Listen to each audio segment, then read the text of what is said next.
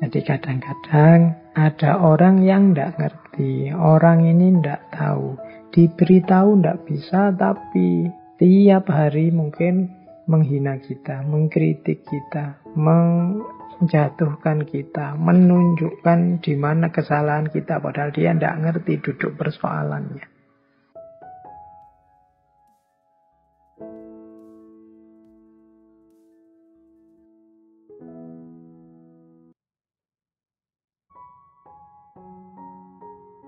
Bagaimana biar kita tidak merendahkan orang yang berbeda pendapat dengan kita?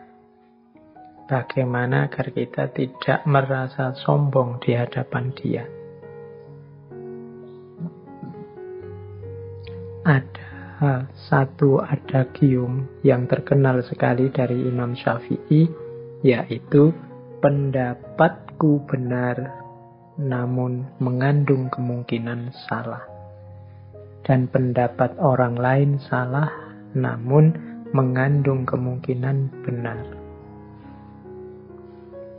Jadi, perbedaan pendapat itu seringkali berawal dari beda orientasi berpikir, beda sumber yang diambil, beda sejarah atau pengalaman yang dialami.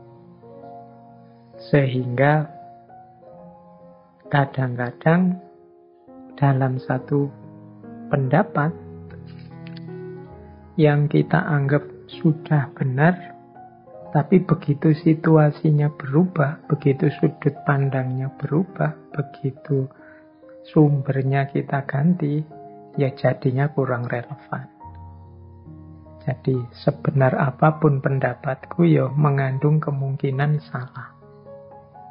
Sebaliknya, sesalah apapun pendapatnya orang lain, namun mengandung kemungkinan benar. Bisa jadi kalau situasinya pas, kemudian ruang dan waktunya memungkinkan, yang sama sekali salah itu sedikit-sedikit ada unsur benarnya. Yang sama sekali benar, sedikit-sedikit ada unsur kelirunya. Wong kita ini manusia biasa. Kesadaran semacam ini penting untuk tidak membuat kita angkuh, tidak membuat kita merasa kitalah satu-satunya yang paling benar. Pendapat kita juga ada titik-titik lemahnya. Wong kita ini manusia. Pendapat orang lain yang kita anggap salah, ada titik-titik benarnya. Ya teman-teman bolehlah mulai mendeteksi misalnya acara-acara di TV yang dalam bentuk debat, dalam bentuk dialog yang kelihatan kontras sekali pendapatnya. Itu kan kalau kita mau jujur, setiap pendapat itu ada unsur benarnya, ada unsur salahnya. Dalam hal tertentu baik dan benar, tapi dalam hal tertentu juga tidak relevan, tidak cocok, tidak sesuai. Nah, ini menurut saya tips yang penting dari Imam Syafi'i agar kita tidak mentang-mentang. Pendapatku benar, saya yakin pendapatku ini benar, makanya aku ambil yang ini, aku pedomani yang ini, aku yakini yang ini.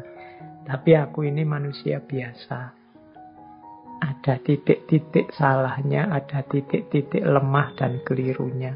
Maka pendapatku benar, tapi mungkin juga ada unsur-unsurnya yang salah.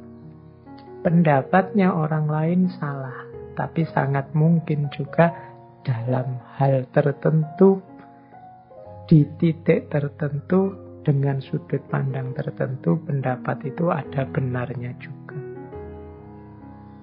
Nah, jadi ini nasihat-nasihat yang berkaitan dengan ilmu.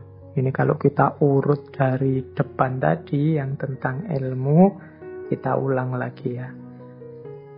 Jadi yang pertama, ayo serius belajar. Kalau tidak kita akan menanggung perihnya kebodohan. Kemudian kalau kita belajar harus siap menyiapkan 6 bekal. Kecerdasan, kesungguhan, kesabaran, modal, guru, dan juga waktu. Kemudian bersihkan diri, karena maksiat menghalangi masuknya ilmu.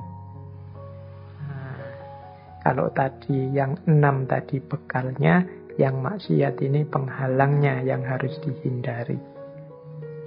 Terus kalau memang harus diskusi, berdialog, berdebat, lakukan dengan baik. Jangan sekedar berbantah untuk mencari kemenangan dan menjatuhkan pendapat lawan. Kalau memang harus menasehati yang berhubungan dengan aibnya saudaramu, nasehatilah secara tertutup, biar nasihat tidak berubah jadi penghinaan, tidak berubah jadi pembongkaran aib. Kemudian yang terakhir, dalam ranah ilmu, yakinilah bahwa pendapatmu yang benar, makanya engkau harus yakin, tapi juga sadarilah dalam pendapatmu sangat mungkin ada kemungkinan-kemungkinan keliru. Engkau pasti juga yakin pendapatnya orang lain itu salah, tapi siapa tahu ada titik-titik tertentu dalam pendapat orang lain itu yang benar. Oke, jadi ini hikmah di ranah ilmu. Kita lanjutkan sekarang hikmah di ranah sosial, hubungan dengan orang lain. Ada beberapa wasiat dan nasihat dari Imam Syafi'i yang menurut saya penting dalam rangka berhubungan dengan manusia yang lain. Ini semoga yang saya pilih ini hal-hal yang relevan untuk hidup kita hari ini.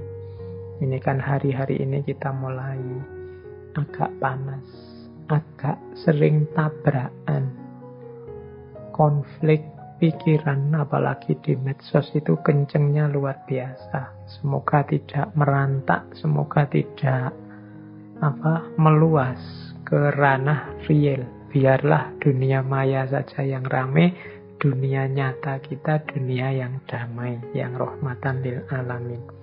Oke, ada beberapa tips dari Imam Syafi'i sehubungan dengan hal ini. Hubungan dengan manusia yang baik. Katanya Imam Syafi'i, siapa yang menginginkan husnul khotimah di penghujung umurnya, hendaklah ia berprasangka baik kepada manusia. Husnudzon. Nah, ini jadi kunci hidup tentram. Ya kalau hidup kita tentram kan husnul khotimah. Jadi kuncinya ternyata husnudzon, prasangka baik kepada orang lain. Saya tidak tahu hari ini situasi dunia kontemporer itu sering menyeret kita untuk berprasangka buruk pada orang lain. Di luar rumah kita lebih sering merasa tidak aman dan tidak nyaman dari hadirnya orang lain. Ini membuat hidup kita tidak tentram. Maka katanya Imam Syafi'i, prasangka baik itu jadi kuncinya husnul khotimah. Kadang-kadang kita melihat teman kita melakukan apa gitu kan, ya itu sebenarnya yang dia lakukan itu biasa, tapi kan nilainya jadi positif apa negatif kadang-kadang tergantung prasangka kita. Ada temenmu tiba-tiba pagi-pagi dengan begitu rajinnya bersih-bersih kamar, bersih-bersih kos-kosan. Loh, ini kan sebenarnya hakikat perbuatannya baik, tapi kadang-kadang pikiran kita itu membunyikannya secara berbeda. Orang yang perspektifnya suudzon, ya mungkin alah cari muka, alah ada pamrihnya itu, alah hati-hati saja, mungkin dia ingin ngelirik-ngelirik di kamar-kamar kita ada apa dan seterusnya. Ini namanya prasangka buruk. Bahkan tindakan yang baik sekalipun, ya kalau pikiran kita suudzon, ya kita bunyikan dia jadi jelek. Jadi suudzon itu kan menggunakan kacamata buruk, sehingga apapun akan kelihatan buruk, bahkan yang baik-baik. Ada temenmu tiba-tiba rajin ke masjid, ya engkau melihatnya ala pencitraan, alah itu tobat yang terlambat itu, alah macam-macam. Jadi begitu kacamata yang kita pakai adalah kacamata kebencian, kacamata suudzon, maka apapun yang terlihat akan berbunyi buruk dan layak kita benci. Tapi kalau kita balik, kacamata yang kita pakai adalah kacamata kasih sayang, kacamata rahmat, maka apapun yang kita lihat akan membuahkan cinta, kasih sayang, dan ketentraman. Sehingga katanya Imam Syafi'i, kalau ingin husnul khotimah, ya hidupkan lagi prasangka yang baik. Terus yang kedua, berapa banyak orang telah berbuat kebajikan kepadamu yang membuatmu terbelenggu dengannya? Dan berapa banyak orang yang memperlakukanmu dengan kasar dan ia memberi kebebasan kepadamu. Nah, ini kan kita itu seringkali baper nunggu orang berbuat baik selalu pada kita. Begitu ada orang melakukan hal yang kita tidak suka, yang kita anggap tidak baik, maka naiklah emosi kita, tersinggunglah kita. Dan kita melihat dari hal itu tidak ada manfaatnya sama sekali. Jangan lupa katanya Imam Syafi'i, justru seringkali dalam kebaikan yang dilakukan orang lain padamu itu ada belenggu. Sementara dalam kekasaran, dalam kejahatan atau keburukan yang dilakukan orang lain padamu, di situ ada kebebasan. Maksudnya apa? Ya ini logikanya, kalau ada orang berbuat baik pada kita, kan detik itu juga kita dituntut juga untuk melakukan hal yang baik yang sama, untuk melakukan kebajikan yang setara. Kita tidak boleh menyakiti dia, kita tidak boleh melakukan hal-hal yang membuatnya tidak berkenan. Oh, ini kan jenis-jenis belenggu. Akhirnya ya kita harus ngatur kata-kata, ngatur tindakan, ngatur perilaku di hadapan dia. Wong dia sudah baik kepada kita. Jadi seringkali kebaikan justru membuahkan belenggu. Sementara kepada orang yang tidak baik pada kita, kita kan tidak merasa punya tanggung jawab juga untuk peduli padanya, untuk tanggung jawab terhadap kehidupannya dan lain sebagainya. Justru kita bebas di hadapan dia. Ini nasihat ini sebenarnya untuk melonggarkan hati kita, untuk tidak putus asa dan pesimis kalau ada orang berbuat jelek pada kita. Jadi kalau ada orang berbuat buruk pada kita, bacalah perbuatan buruk itu sebagai upaya yang membuatmu bebas. Alhamdulillah, engkau buruk padaku, jadi aku tidak ada beban di hadapanmu. Aku tidak terikat apa-apa untukmu. Nah ini kita malah bebas. Dari sisi ini ya tidak harus terlalu sedih, terlalu galau kalau ada orang yang melakukan sesuatu yang membuat teman-teman tidak berkenan. Jadi ini wasiat selanjutnya yang berhubungan dengan relasi sosial. Ya manusia itu memang macam-macam. Tidak mungkin kita mengharapkan semua orang melakukan sesuatu persis seperti keinginan kita. Akan ada dan bahkan mungkin akan banyak orang menjalani hidup versi mereka sendiri-sendiri yang tidak selalu cocok dengan kita. Akan selalu ada orang yang tidak suka dengan kita, orang yang ingin menyulitkan kita, orang yang melakukan hal buruk pada kita, yes, itulah cirinya kehidupan dunia. Kalau kita hanya sanggup menerima yang baik-baik saja dan tidak sanggup menerima yang buruk-buruk, maka hidup kita akan sangat berat. Padahal hakikatnya, kalau orang memberikan yang buruk pada kita, maka kita bebas. Tidak ada tuntutan kewajiban apapun di hadapannya.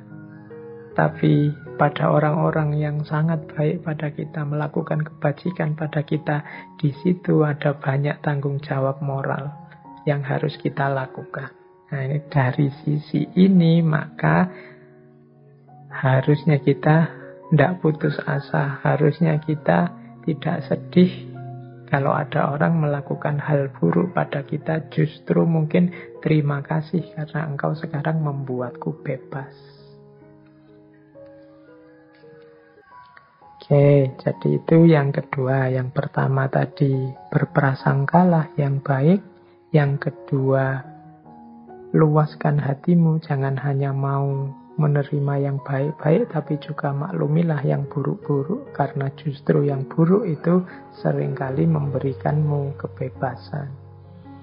Yang ketiga, sebesar-besar aib adalah engkau mengira keburukan orang lain, sedangkan keburukan itu sendiri terdapat dalam dirimu. Ini bagi Imam Syafi'i, ini mbahnya perilaku yang buruk. Manusia itu memang makhluk khotok wan nisyan, kadang-kadang terpeleset melakukan yang buruk.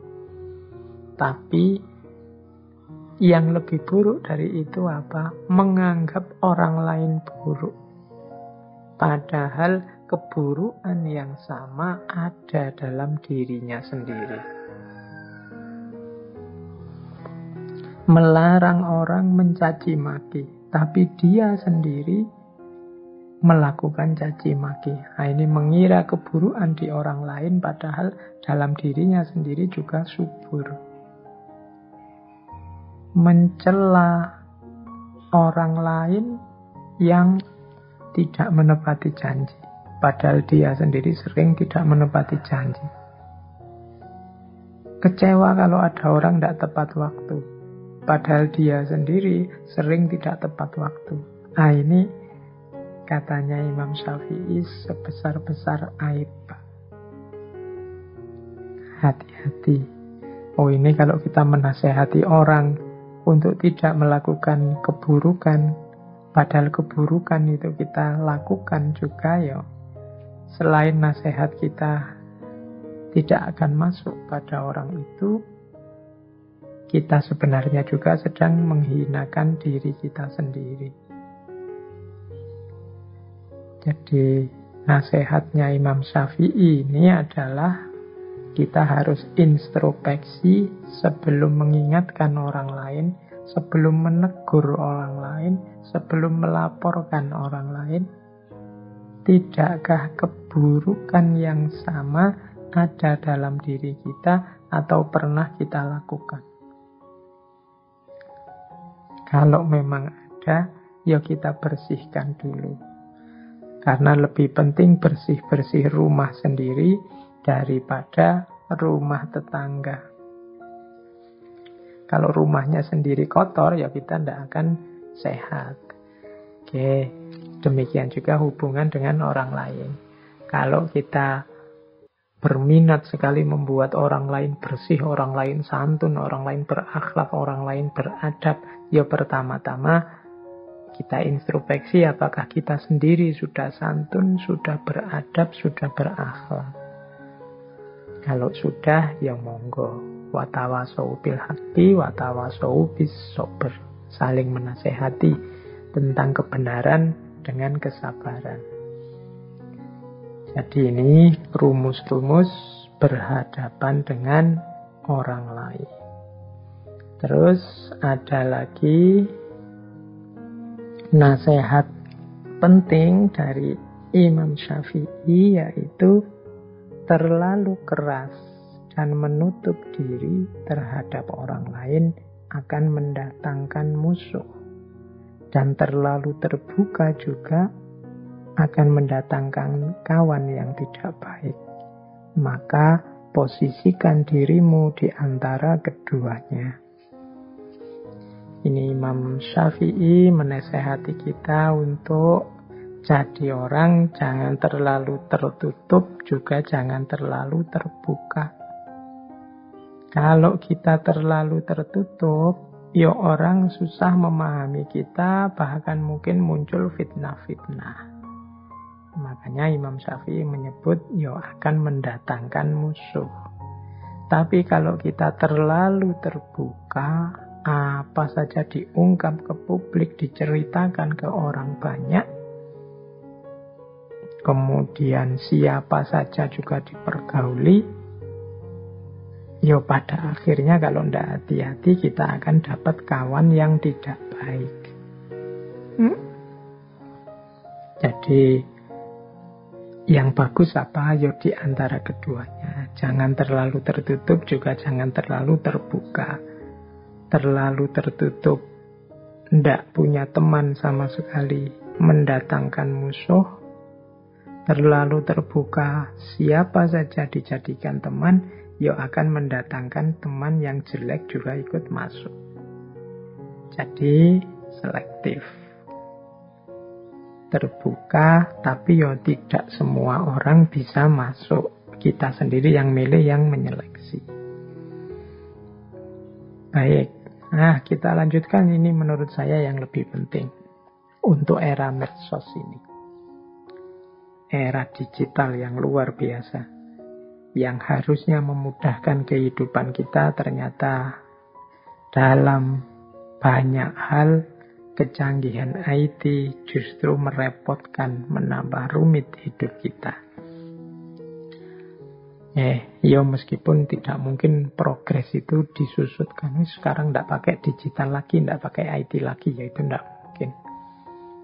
Tapi kuncinya memang di kita sebagai penggunanya, sebagai pemanfaatnya. Sejauh mana kita menggunakan itu untuk hal-hal yang manfaat dan maslahat. Nah, ini nasihat-nasihat dari Imam Syafi'i menghadapi orang bodoh. Ini istilahnya mungkin agak keras ya. Saya mendefinisikan orang bodoh itu bukan orang yang IQ-nya rendah, tapi orang bodoh itu orang yang tidak mau belajar. Jadi orang yang tidak mau, orang yang tertutup, tidak mau diberitahu. Diberitahu saja tidak mau, apalagi belajar sendiri. Nah, ini orang-orang ini bahaya. Apalagi kalau orang-orang ini orang yang merasa bahwa dirinya sudah tahu, dirinya sudah pinter, dirinya sudah benar, sudah baik. Nah, ini lebih gawat lagi. Nah, Imam Syafi'i memberi beberapa tips menghadapi orang semacam ini. Yang pertama, kata Imam Syafi'i, janganlah engkau menyampaikan pendapat kepada orang yang tidak menghendakinya. Engkau tidak akan mendapat pujian, pendapatmu pun tidak akan berguna. Jadi kalau memang jelas orang ini sudah tertutup, diberitahu tidak bisa, dinasehati mental.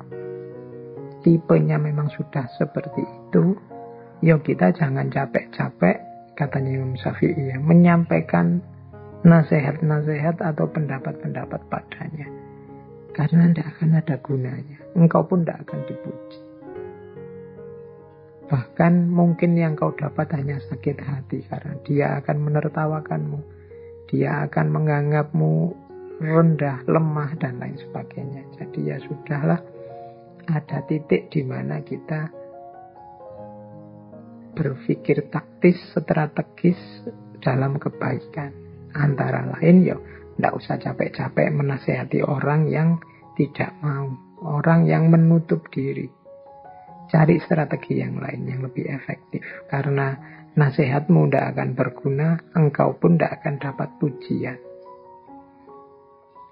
Itu nasihat pertama. Bertemu orang-orang yang tidak pinter, orang-orang yang tertutup. Nah, yang kedua, silahkan hina diriku sepuas kalian. Aku akan tetap diam saja. Bukannya aku tidak punya jawaban, tetapi singa selalu tidak akan membalas gonggongan anjing. Nah, ini analoginya menarik. Jadi kadang-kadang ada orang yang tidak ngerti, orang ini tidak tahu, diberitahu tidak bisa, tapi tiap hari mungkin menghina kita, mengkritik kita, menjatuhkan kita, menunjukkan di mana kesalahan kita, padahal dia tidak ngerti duduk persoalannya.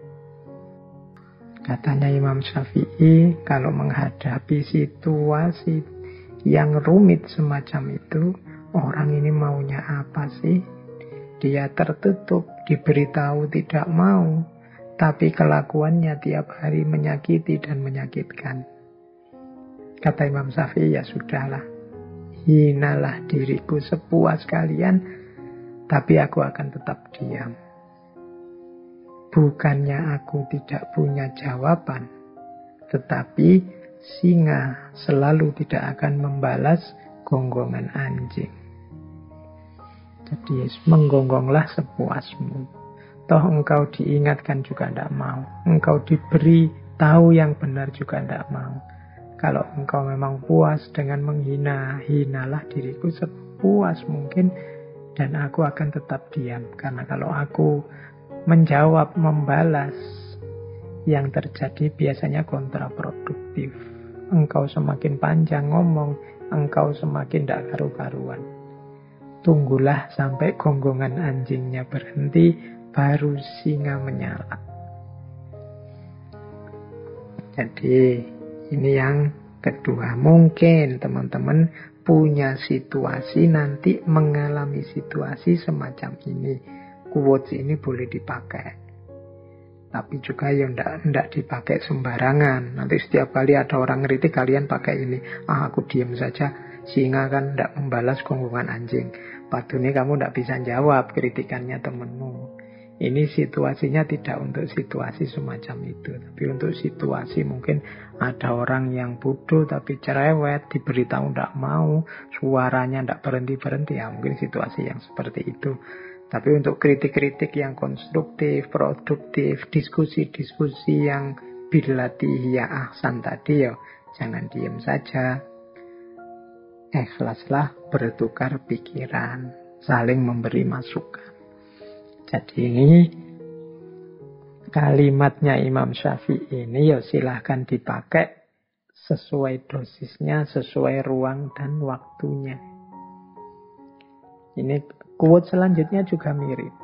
Biarlah mereka bersikap bodoh dan menghina, dan tetaplah kita bersikap santun.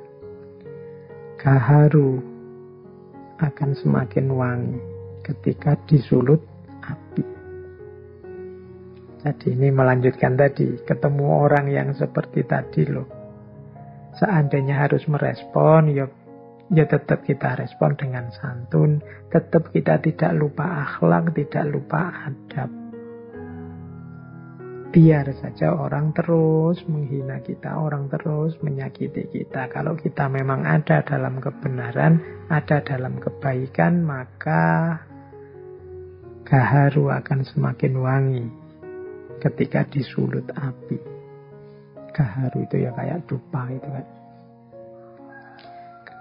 Alat untuk menyebarkan aroma. Nah itu kalau ingin wangiannya semakin tersebar, ya apinya ditambah.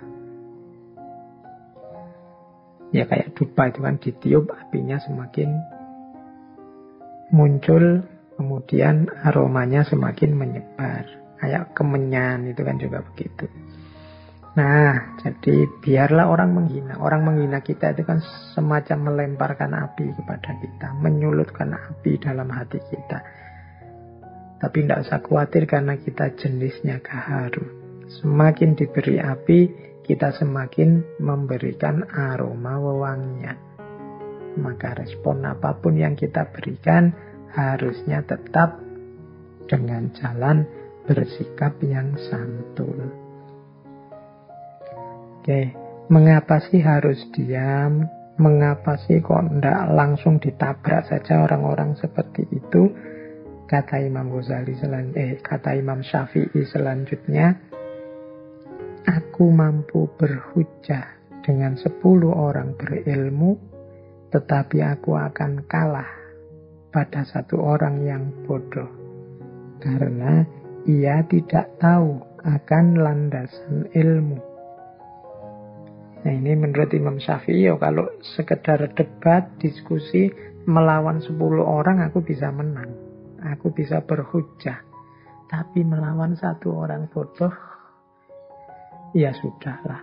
Aku tidak akan menang. Kenapa? Dia tidak ngerti landasannya ilmu. Sehingga yang dia lakukan paling yo ngeyel. Paling yo pokoknya. Paling yo menganggap kebenarannya satu-satunya. Tidak mau mendengarkan argumen yang lain, tidak mau mendengarkan dalil yang berbeda, tidak mau melihat perspektif yang berbeda. Diskusi dengan orang semacam ini tidak akan menang. Maka ya jalan satu-satunya ya sudahlah. Seperti yang di atas tadi. Bisa diam dan bisa tetap bersikap santun. Nah, ya memang orangnya tidak ngerti. Dijelaskan seperti apapun tidak akan mau dan tidak akan ngerti. Nah, terus menghindarkan telinga dari hal-hal yang tidak baik merupakan suatu keharusan sebagaimana seseorang mensucikan tutur katanya dari ungkapan buruk. Ini zaman Imam Syafi'i, belum ada medsos, belum ada gadget, belum ada internet. Kalau hari ini informasi itu tidak hanya datang lewat telinga, tapi juga lewat mata. Jadi menjaga mata dari membaca hal-hal yang tidak baik, ini kalau mau dilengkapi. Menghindarkan telinga dari mendengar hal-hal yang tidak baik, ini keharusan. Kenapa? Membaca, mendengar itu sama dengan memasukkan sesuatu ke dalam diri kita. Ini kalau kita tidak hati-hati, kalau kita memasukkan juga yang rusak-rusak, sama artinya dengan merusak diri kita, merusak pikiran kita. Maka mari kita hati-hati. Lebih baik menghindar. Misalnya punya grup WhatsApp yang isinya begitu-begitu, terus yang tidak baik, ya sudahlah. Kalau ada tiba-tiba grup WhatsApp-nya penuh yang isinya begitu-begitu, ya dibersihkan saja, clear all. Mungkin bila perlu, tidak perlu dilihat-lihat. Kalau bisa keluar ya syukur. Kalau tidak bisa keluar, mungkin sungkan, mungkin tidak enak, ya sudah diam saja. Setiap kali penuh dibersihkan. Menghindari mata kita melihat hal-hal yang tidak baik, atau telinga kita mendengar hal-hal yang tidak baik. Mulut kita kan juga harus dijaga, tidak ngomong yang jelek-jelek. Telinga kita berarti harus dijaga, tidak mendengar yang jelek-jelek. Mata juga harus dijaga, tidak melihat yang jelek-jelek. Ini kunci, salah satu cara agar jiwa kita tidak gelap. Jiwa kita tetap terang, tetap bisa menampung cahaya yang namanya ilmu. Mendengar yang tidak baik itu salah satu maksiatnya mata. Maksiatnya telinga. Melihat yang tidak baik ini maksiatnya mata. Padahal maksiat itu salah satu yang menghalangi kita dari ilmu, dari cahaya dari Allah. Yuk, biasanya yang tidak baik itu muncul dari orang-orang bodoh, dalam tanda petik tadi ya, dengan definisi bodoh yang saya jelaskan tadi. Jadi ini beberapa tips dari Imam Syafi'i menghadapi orang bodoh. Jadi yang pertama, lihatlah apa memang efektif kalau kita menasehati dia, apa dia mau. Kalau tidak, cari strategi yang lain, biar tidak menghinakan ilmu. Kemudian ada kalanya memang kita memilih diam saja. Meskipun begitu, kita tetap dituntut untuk bersikap santun. Karena memang orang bodoh ini adalah orang-orang yang tidak tahu landasannya ilmu. Ini yang agak menyulitkan. Kalau orang pinter sama orang pinter ya biasanya lebih mudah. Bahkan ada adagium al-alim wal-alim kafa bil isyarah. Orang sama-sama pinter itu mungkin menasehatinya nggak pakai kata-kata yang panjang lebar. Dengan isyarat-isyarat saja sudah masuk nasihatnya. Oke, baik. Kita lanjutkan lagi. Hikmah-hikmah dari Imam Syafi'i. Semoga masih belum ngantuk. Semoga masih belum capek. Ya kalau ngantuk dan capek ya bisa ditinggal tidur saja. Besok dan kapan-kapan dilanjutkan lagi. Tidak boleh dipaksa. Syukur-syukur kalau malam-malam ada waktu habis tahajud apa sebelum tahajud untuk nambah ilmu. Imam Ghazali itu terkenal sekali waktunya di malam hari itu dibagi 3. Imam Syafi'i, mohon maaf ya, saya mungkin sering kepleset Imam Ghazali karena bolak-balik ngaji tentang Imam Ghazali. Imam Syafi'i ini dikenal waktu malam-malam beliau dipecah jadi 3. Sepertiga yang pertama untuk menulis. Ya kalau kita sebut saja untuk belajar. Sepertiga malam yang kedua untuk ibadah. Sholat, ngaji, dan lain sebagainya. Dan sepertiga yang terakhir untuk istirahat, untuk tidur. Ini menurut saya memanfaatkan malam secara efektif. Boleh kita tiru. Jadi di setiap malam ada belajarnya, ada ibadahnya, ada istirahatnya. Yo ndak melekan belajar terus, mentang-mentang ilmu penting semalaman belajar terus. Ya ndak ibadah terus, entah mengejar karomah apa, mau ibadah terus, ndak juga. Ya juga ndak tidur terus.